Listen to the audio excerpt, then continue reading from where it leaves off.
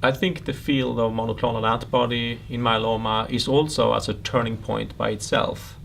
For years, people have tried to develop monoclonal antibodies in myeloma, and the results have not been that promising or exciting. Now we have spectacular data there as well.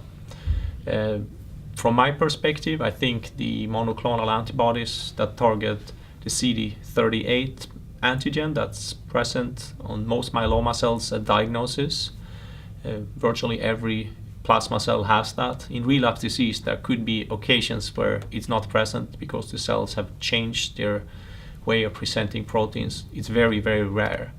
So it's a commonly expressed protein, and these studies show that you have very high response in heavily pretreated patients with single drug.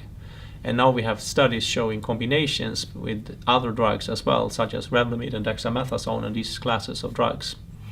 And the results are spectacular. So I do think that that class of drugs, if everything holds up, if they continue to show the same in the studies that are ongoing and in future studies, I think it's very likely that a monoclonal antibody targeting CD38 could be added to virtually any combination that is being used with a small molecule or chemotherapy.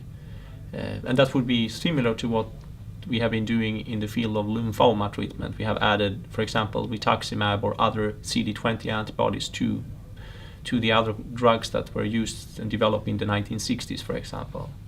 There are also other antibodies out there. There is the anti-CS1, the elotuzumab drug. There are anti-KIR, there are PD-1 blockers, and there are other drugs as well.